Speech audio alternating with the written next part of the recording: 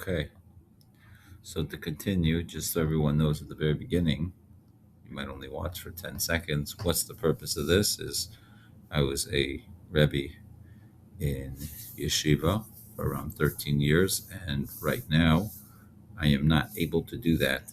Um, and instead, I have taken on some other jobs. But I have a skill set, and that skill set that I think is particularly unique is my understanding that I've gained over the years of really how to translate a Pasuk of Chumash properly, to understand the real patterns, in order that you can really be literate and take from one Pasuk and be able to apply it to the next Pasuk.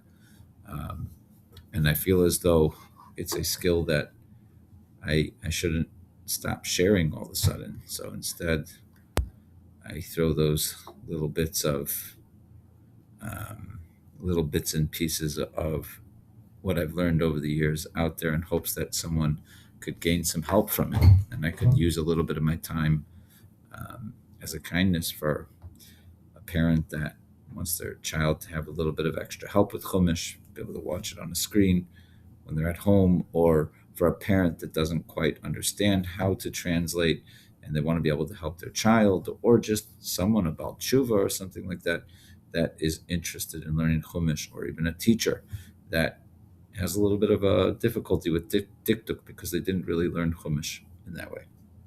Okay, so let's get to it. Vayavo Yisro. So again, we're going to make this a dark blue Vav. I've said this in the last 3 short classes here.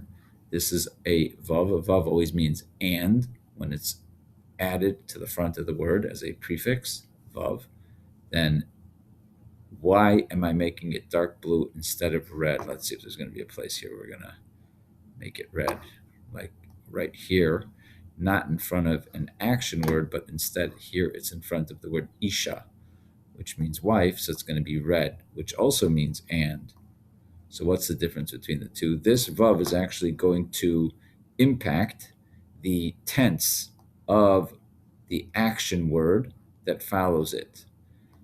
Action word also, you could call an action word a verb. I like to call them action words because people understand that a little bit better. You can do an act, you can do an action in the past. You could have done an action in the past, you can do an action right now, and you can do an action in the future. So here, the vav is going to change the tense of the word.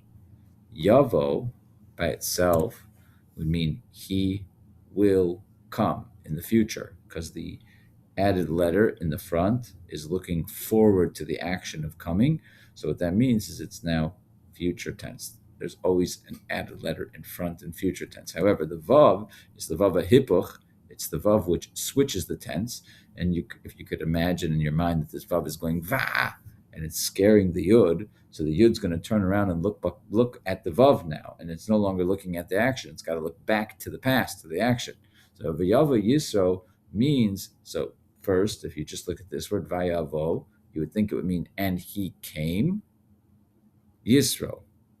But that's not what we're saying here. Who is the he? The he is identified in the next word. So, and Yisro came, Chosen Moshe, we've had that a few times now, the father-in-law of Moshe. Normally we see these 3 letters as Chassan, which means a groom, a son-in-law. But Chosen in Chumash is referring to the father-in-law, who is Yisro. So, and Yisro, the father-in-law of Moshe, Bo came, Uvanov, oh, there's a red vav, and Vanov. So here, we've had a few times now when there's a letter added in back, which is a vav to a noun, it means his, possessive, and his. Now, what's with this yud here? So this yud is actually representative of what would look more like banim, ubanim, ubanim, okay? But here, instead of banim, the mem goes away, the yud stays to represent plural, like an S in the back of a word, and it becomes and his sons.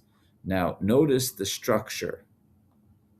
You have a letter in front, that's going to get a number 1. you translate the front first. So I got to get these to the right size now. So we're going to put this here, 1. First, you translate the Vav. Then second, you want to translate the Vav in back, his. Let's see if we can get this.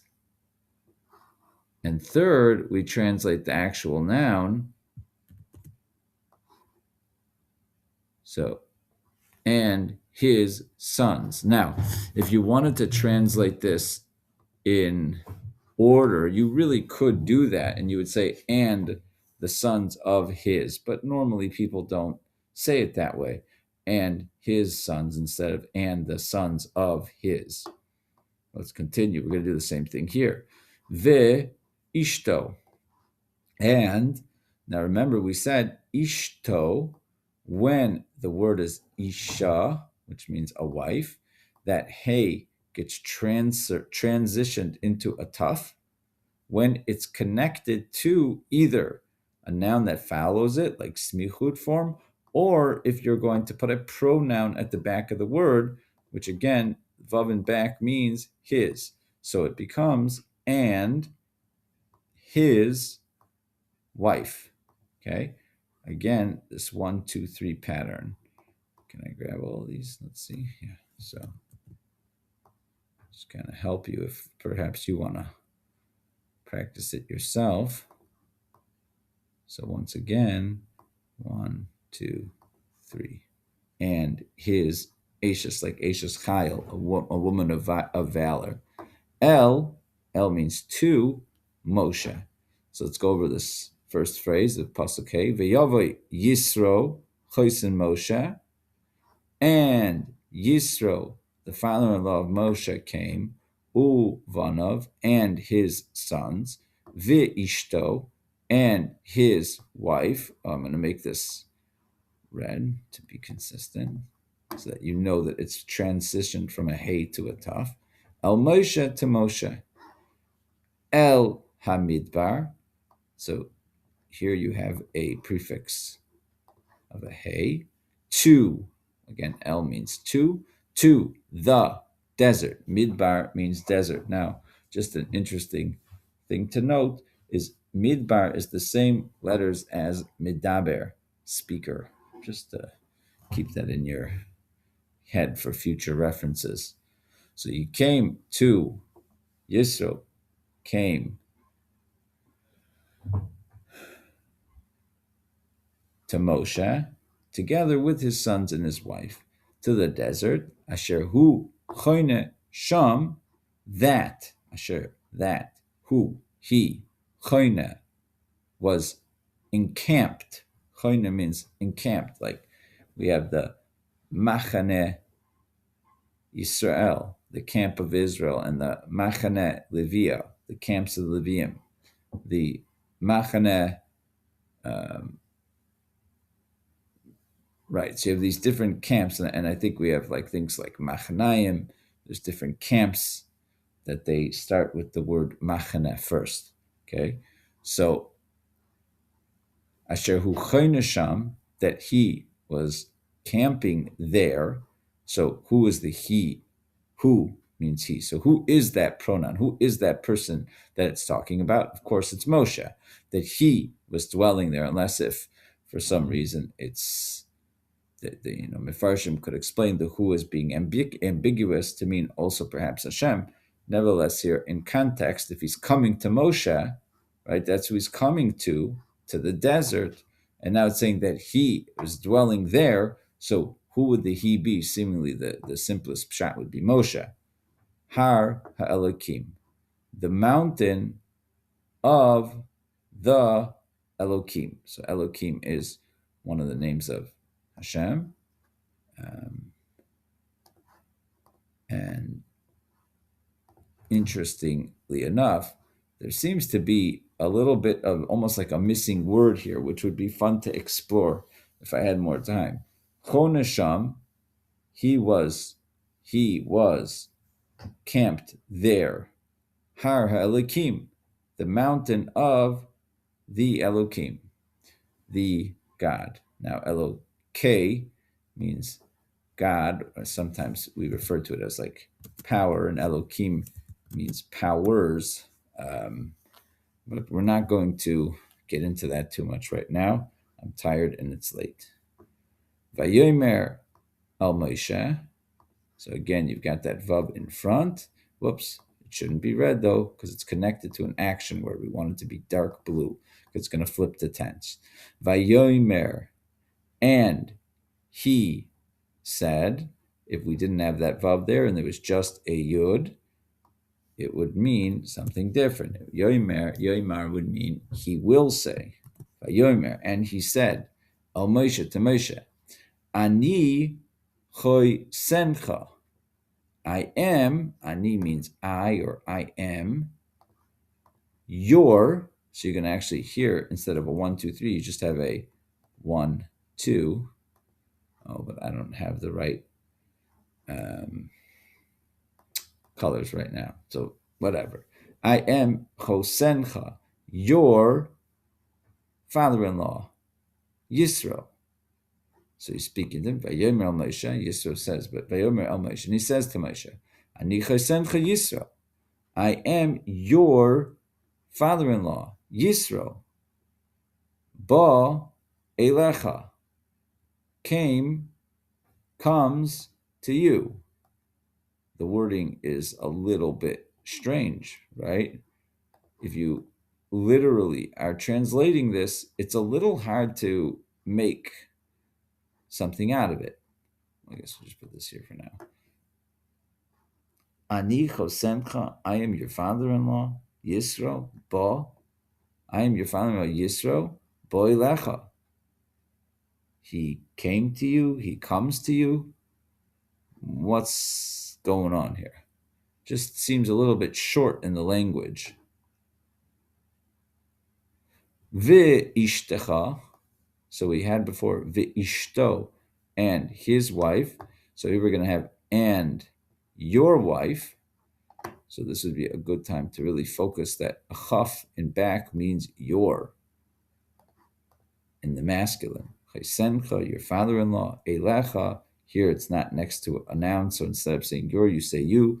To you, ishtacha, and your wife. Again, 1, 2, 3, and your wife. Ushnei, and shnei we had in a previous video. It's the shortened version of shnayim, shnayim, which means two. So ushnei vaneha, and the two of, that yud represents plural, vaneha, and the two of your sons, ima. Im means with, ha means her. So to go over it one more time, Vayomer al Moshe, and he said to Moshe, Ani chosencha Yisro, I am your father-in-law, Yisro, bo elecha, come to you. Perhaps you could read it, I, your father-in-law, Yisro, came to you. That could also be a way to read it, or comes to you perhaps. But normally with comes you would say bo. Ve'ishtecha, and your wife, u'shnei vaneha, and her two sons, ima, with her. So let's go over the whole thing. Vayavo Yisro chosen Moshe, and Yisro, the father-in-law of Moshe, came, uvana ve'ishto, and his sons, and his wife, al Moshe, to Moshe, el midbar, to the desert, asher uchoy nesham, that he encamps there, Har Elikim, the mountain of the Elohim, the powers. Vayomer el Moshe, and he said to Moshe, Ani, I, k'chesencha Yisro, your father-in-law Yisro, bo elecha, came to you, come to you. Ve'ishtecha, and your wife, u'shnei ba'nea ima, and her two sons are with her.